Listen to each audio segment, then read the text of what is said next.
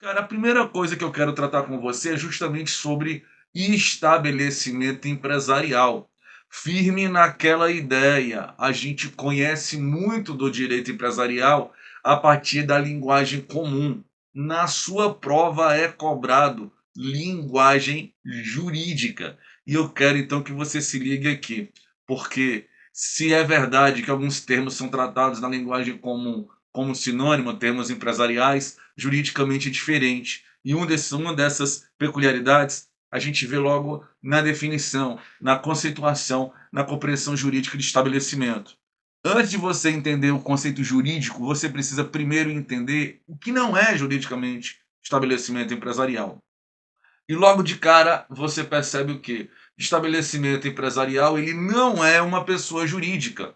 Vale dizer, pessoal, ao contrário do que possa parecer, não é o Código Tributário Nacional que vai definir quem é pessoa jurídica e quem não é para todos os ramos do direito.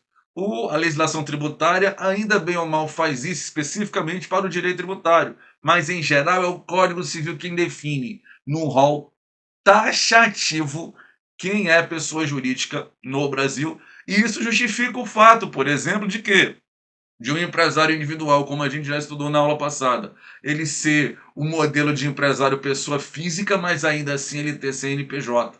Não é o fato de você ter CNPJ que vai te fazer uma pessoa jurídica. O Código Civil define isso num rol taxativo, artigo 44. Se você for olhar, não tem lá.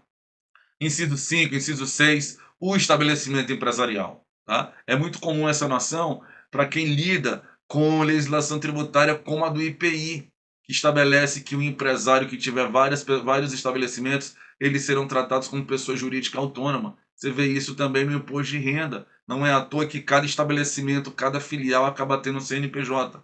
Só que eles só são tratados como pessoas jurídicas autônomas lá para o direito tributário, não aqui.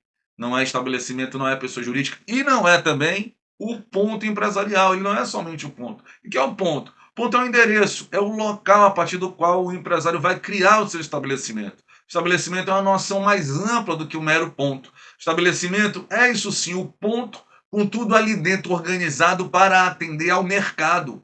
Por isso o conceito é: estabelecimento é o conjunto de bens que o empresário organiza para o exercício da empresa. Veja a nuance do conceito jurídico. Se a gente for pensar, por exemplo, numa transportadora, que é uma sociedade empresária, vai ser estabelecimento para ela não só o escritório onde está lá o empresário fechando os fretes, as entregas, as deliveries. Também vai ser considerado estabelecimento não só o galpão, onde é guardada a frota de veículos. Vai ser considerado estabelecimento todos e cada um desses veículos transitando, inclusive fazendo as tais entregas, porque o estabelecimento é o conjunto de bens que o empresário organiza para o exercício da empresa. Cabendo você notar, já apareceu duas vezes isso, hein? Que do ponto de vista da natureza jurídica, o estabelecimento para a lei brasileira, à luz do artigo 1143, do artigo 1190, do artigo 90, ambos do Código Civil, ele se caracteriza do ponto de vista da natureza jurídica como uma universalidade de fato.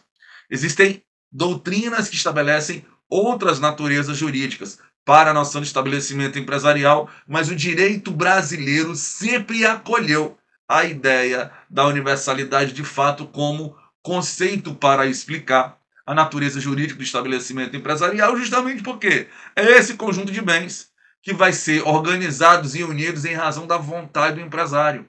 Essa união ela não decorre da lei para ser universalidade de direito, mas sim da vontade.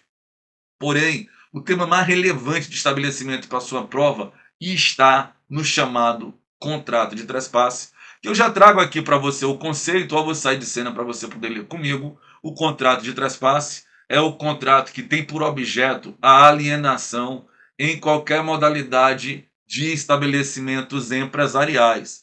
Portanto, meus amigos, seja a compra e venda, seja o arrendamento, seja o usufruto, se o objeto dessas operações for estabelecimento empresarial, nós estaríamos diante do contrato de trespasse. Aquela velha história, aquele ambiente que você costumava frequentar, um belo dia você chega, tá a porta fechada, transfira o ponto. Já viu placa assim? Aquilo ali é o momento antes do trespasse.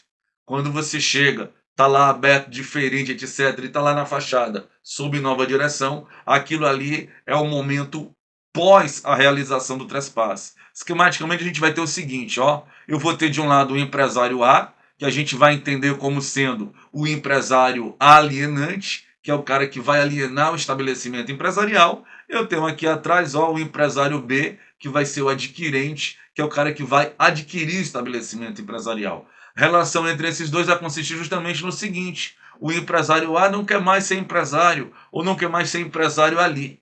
E o empresário B vê naquela condição, naquele ambiente, naquele local, a possibilidade de ele operar, de ele atuar de maneira aí a atender às suas questões econômicas e financeiras. Então, entre eles é possível ser travado o contrato de trespasse de modo que aquele estabelecimento que até então era lá do empresário A vai estar disponível agora aqui para o empresário B.